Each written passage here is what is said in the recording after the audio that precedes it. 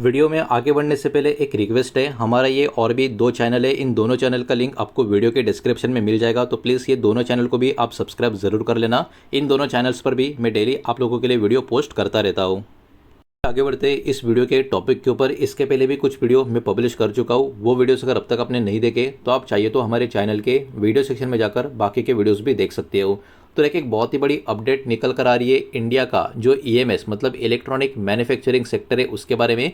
Because अभी PLI subsidy का बहुत सारा अलग अलग न्यूज़ यहाँ पर आता हुआ हमको देखने को मिल रहा है, जिसके कारण ये वाला इंडस्ट्री अभी के टाइम फोकस में बना हुआ है। तो एक्चुअली हो रहा क्या है ये सबसे पहले समझने की कोशिश करते हैं। तो हमारे देश का इलेक्ट्रॉनिक मैन्युफैक्चरिंग इंडस्ट्री या सेक्टर की बात करें 2021 से 2025 ये वाला जोन में काफ़ी फास्ट तरीके से इसमें बहुत ही बड़ी ग्रोथ हमको देखने को मिली। और इसके पीछे का सबसे बड़ा रीज़न था गवर्नमेंट का जो पीएलआई का स्कीम था वो। लेकिन अब यही स्कीम के बारे में ये खबर आ रही है कि ये जो स्कीम है अभी ख़त्म होने जा रही है और कंपनी एंटर कर रही है बहुत ही टफ फेज़ में, जहाँ पर प्रॉफिट और मार्जिन अभी के टाइम इन कंपनियों का अंडर प्रेशर आपको देखने को मिलेगा। मतलब गवर्नमेंट की तरफ से जो स्कीम के बेनिफिट मिल रहे थे वो अभी ख़त्म होने को है और इसके कारण अब इस इंडस्ट्री में बहुत ही तगड़ा आप कह सकते हो उलटफेर होता हुआ हमको देखने को मिल सकता है। अब देखिए मैन्युफैक्चरिंग डायनामिक्स क्यों यहाँ पर चेंज हो रहे हैं। पहले का सिचुएशन क्या था? पहले का सिचुएशन ये था कि गवर्नमेंट के जो इंसेंटिव्स मिलते थे वो कहीं ना कहीं स्मार्टफोन मैन्युफैक्चरिंग कंपनी को बहुत ही जल्दी ग्रो होने को मदद कर देते। उसके अलावा बहुत सारी कंपनियों को बहुत ही मजबूत रेवेन्यू अर्न करने का मौका मिलता था, बिकॉज ब्रांड अपना जो लोकल प्रोडक्शन है इंडिया में इंक्रीज कर पाते थे। लेकिन अभी का सिचुएशन क्या हो चुका है? पीएलआई का बेनिफिट यहाँ पर काफ़ी कम हो चुका है या फिर ख़त्म होता हुआ जा रहा है। तो कंपोनेंट के कॉस्ट की बात करें, खास करके मेमोरी चिप्स की बात करें, ये क्या हो रही है? ये लगातार बढ़ रही है। स्मार्टफोन के जो ब्रांड्स है अभी उनको क्या चाहिए? अभी उनको चाहिए कम असेंबली फीस और अच्छा प्राइसिंग मैन्युफैक्चरिंग के लिए या मैन्युफैक्चरर्स के लिए। अब इसके कारण मार्केट का बहुत ही बड़ा शिफ्ट यहाँ पर होता हुआ हमको देखने को मिल रहा है। पहले क्या होता था, जो कुछ कुछ लार्ज कंपनियाँ हैं मोस्टली मैन्युफैक्चरिंग वो हैंडल कर देती, लेकिन अभी ब्रांड क्या कर रहे हैं? ब्रांड अभी ऑर्डर को स्प्रेड करते हुए नजर आएंगे मल्टीपल मैन्युफैक्चरर के पास, ताकि जो डिपेंडेंसी है किसी एक कंपनी के ऊपर की वो भी कम होते हुए हमको दिखाई दे। तो ये अपने आप में काफ़ी इंटरेस्टिंग चीज़ अभी इस इंडस्ट्री में होते हुए आपको नज़र आ रही है। इसके कारण कुछ बड़ी कंपनियां जैसे कि डिक्सन टेक्नोलॉजी की बात करें, इनका जो मार्केट शेयर है आप यकीन नहीं करोगे ये भी अपना मार्केट शेयर खोते हुए आपको देखने को मिलेंगे।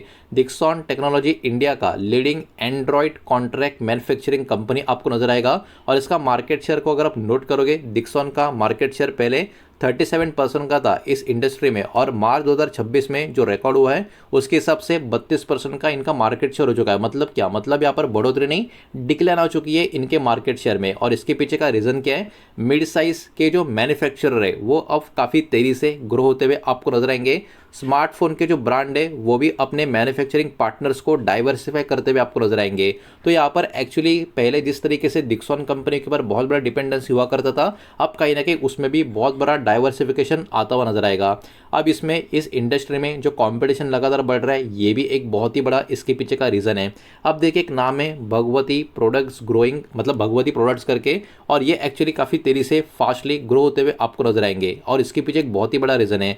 एक्चुअली जो भगवती प्रोडक्ट्स है इन्होंने पार्टनरशिप चाइना का जो हॉकिन करके कंपनी है उनके साथ यहाँ पर कर लिया है। इसका नतीजा क्या निकल कर आ रहा है? इसका नतीजा ये निकल कर आ रहा है कि बड़े बड़े ऑर्डर्स इनको मिल रहे हैं ओप्पो की तरफ से, वीवो की तरफ से, रियलमी की तरफ से, जिसके कारण पहले से जो एस्टेब्लिश प्लेयर थे उनको कहीं ना कहीं इसका सामना करना पड़ रहा है। अब ग्रोथ के नंबर अगर आप देखोगे तो स्मार्टफोन का जो प्रोडक्शन है रेवेन्यू इनका डबल हो चुका है, अराउंड 4,800 करोड़ के आसपास का मार्च के क्वार्टर में। इसका मतलब क्या? इसका मतलब कंपटीशन इस इंडस्ट्री में लगातार काफ़ी बड़े लेवल पे बढ़ता हुआ आपको देखने को मिलेगा और मार्केट अभी के टाइम पे डोमिनेटेड जो पहला एक प्लेयर करता था अब ऐसा नहीं रहा। अब यहाँ पर बहुत ही बड़ा डाइवर्सिफिकेशन आता हुआ देखने को मिल रहा है और इसके कारण पहले से एस्टेब्लिश प्लेयर जो थे जैसे कि डिक्सन, इनके ऊपर फाइनेंशियल प्रेशर का झटका भी लगता हुआ आपको नजर आएगा। हालांकि कंपनी का रेवेन्यू का ग्रोथ अभी भी काफ़ी मजबूत आपको देखने को मिलेगा। जैसे कि आप देख सकते हो डिक्सन टेक्नोलॉजी ने फाइनेंशियल 2026 में रेवेन्यू 49,586 करोड़ का यहाँ पर रिपोर्ट किया था। एनुअल ग्रोथ 28% की थी जो काफ़ी अच्छी है, लेकिन ये रेवेन्यू था। लेकिन कंपनी का प्रॉफिट यहाँ पर गिर चुका है। क्वार्टरली प्रॉफिट का डिक्लाइन कितना है? अराउंड 36% के करीब 298 करोड़ का आसपास का ये नंबर निकल कर आ रहा है। और इसके पीछे का मेन रीज़न यही है कि मार्जिन जो है मोबाइल असेंबली बिजनेस में ये अब कम होते हुए हमको देखने को मिल रहा है। तो यहाँ पर निवेशकों में इतना एक पर्टिकुलर चिंता का माहौल क्यों बना हुआ है, तो यहाँ पर कुछ रिस्क फैक्टर्स भी आपको देखने को मिलेंगे।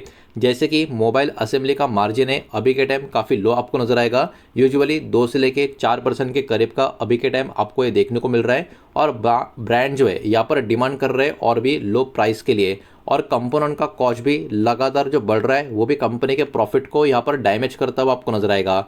एक और चिंता की बात ये भी निकल कर आ रही है, डिक्सन टेक्नोलॉजी अभी भी काफ़ी हेवीली डिपेंडेंट किसके ऊपर है, कंज्यूमर इलेक्ट्रॉनिक्स के ऊपर और स्मार्टफोन के ऊपर।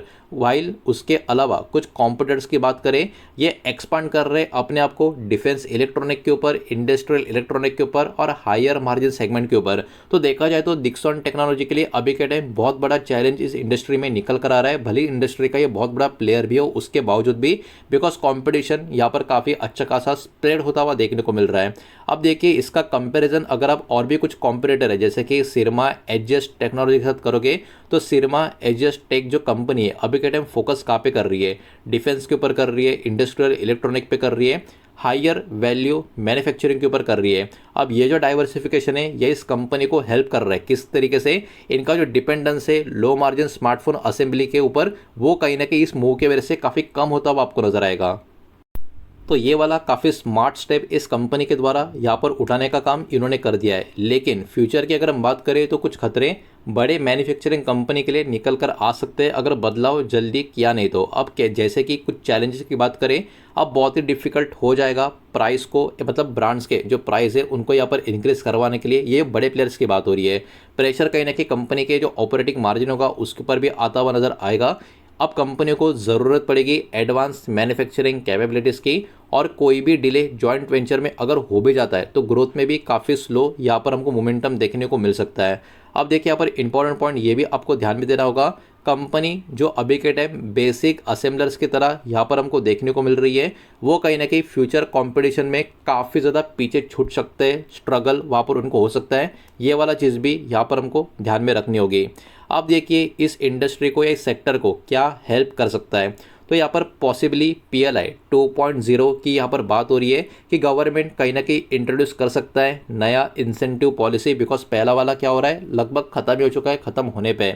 अब इसका जो गोल है वो क्या है, इंक्रीज करना इंडिया का ग्लोबल मोबाइल प्रोडक्शन का शेयर 30 से लेके 35% के करीब फाइनेंशियल ईयर 2031 तक, जिसके कारण कंपनी का जो फोकस होगा वो कहाँ पर होगा, वर्टिकल इंटीग्रेशन के ऊपर होगा, हाई वैल्यू मैन्युफैक्चरिंग के ऊपर होगा, सेमीकंडक्टर का इकोसिस्टम को बढ़ावा देने के ऊपर होगा, EV कंपोनेंट का मैन्युफैक्चरिंग के ऊपर होगा और मजबूत बैलेंस शीट का मैनेजमेंट के ऊपर होगा।